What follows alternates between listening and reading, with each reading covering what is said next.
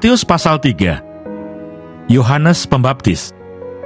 Pada waktu itu tampillah Yohanes Pembaptis di padang gurun Yudea dan memberitakan, "Bertobatlah, sebab kerajaan surga sudah dekat." Sesungguhnya dialah yang dimaksudkan Nabi Yesaya ketika ia berkata, "Ada suara orang yang berseru-seru di padang gurun, persiapkanlah jalan untuk Tuhan, luruskanlah jalan baginya." Yohanes memakai jubah bulu unta dan ikat pinggang kulit, dan makanannya belalang dan madu hutan. Maka datanglah kepadanya penduduk dari Yerusalem, dari seluruh Yudea, dan dari seluruh daerah sekitar Yordan. Lalu sambil mengaku dosanya mereka dibaptis oleh Yohanes di sungai Yordan.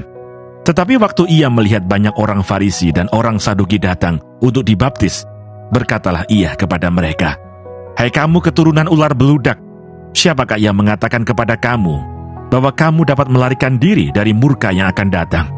Jadi hasilkanlah buah yang sesuai dengan pertobatan. Dan janganlah mengira bahwa kamu dapat berkata dalam hatimu, 'Abraham adalah bapa kami,' karena aku berkata kepadamu, Allah dapat menjadikan anak-anak bagi Abraham dari batu-batu ini. Kapak sudah tersedia pada akar pohon, dan setiap pohon yang tidak menghasilkan buah yang baik pasti ditebang dan dibuang ke dalam api. Aku membaptis kamu dengan air sebagai tanda pertobatan, tetapi ia yang datang kemudian daripadaku lebih berkuasa daripadaku, dan aku tidak layak melepaskan kasutnya. Ia akan membaptiskan kamu dengan Roh Kudus dan dengan api. Alat penampi sudah di tangannya. Ia akan membersihkan tempat pengirikannya dan mengumpulkan gandumnya ke dalam lumbung, tetapi debu jerami itu akan dibakarnya dalam api yang tidak terpadamkan." Yesus dibaptis Yohanes. Maka datanglah Yesus dari Galilea ke Yordan kepada Yohanes untuk dibaptis olehnya.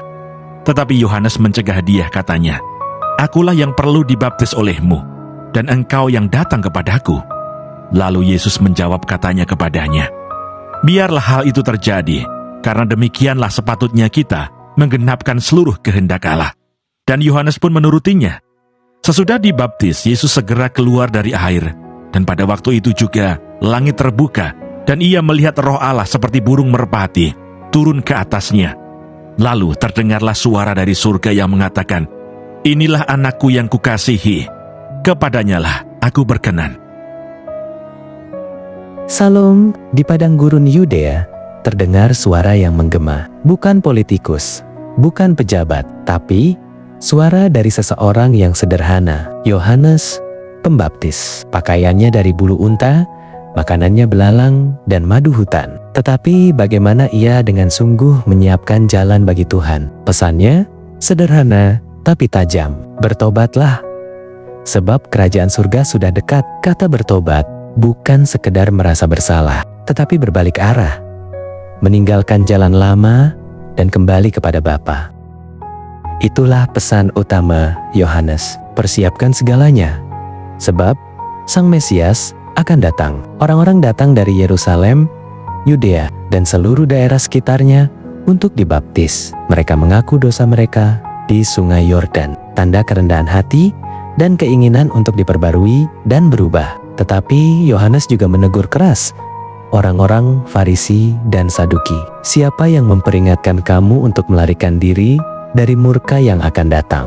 Hasilkanlah buah yang sesuai dengan pertobatan. Ini juga teguran buat kita. Jangan hanya berpenampilan rohani, tapi tidak ada perubahan nyata dalam hidup. Bertobat bukan sekedar melakukan ritual, seremonial, atau liturgi keagamaan. Bertobat harus diwujudkan lewat perubahan hidup. Tentunya kalau orang percaya harus semakin serupa dengan Kristus. Lalu Yesus datang dari Galilea untuk dibaptis oleh Yohanes. Dan ketika Yesus keluar dari air, langit terbuka. Roh Allah turun seperti burung merpati. Dan suara dari surga berkata, "Inilah anakku yang kukasihi, kepadanyalah aku berkenan." Inilah momen yang luar biasa. Yesus memulai pelayanannya dengan kerendahan hati dan ketaatan kepada kehendak Bapa, sehingga ia sungguh-sungguh dikasihi Bapa dan berkenan bagi Bapa. Ini menjadi pengingat untuk kita hari ini. Berjuanglah untuk hidup dalam kerendahan hati dan ketaatan kepada kehendak Bapa, agar hidupmu, pelayananmu, menjadi persembahan yang berkenan bagi Bapa. Amin. Amin. Jadikanlah firman menjadi kesukaanmu. Suka firman. Tuhan Yesus Kristus memberkati.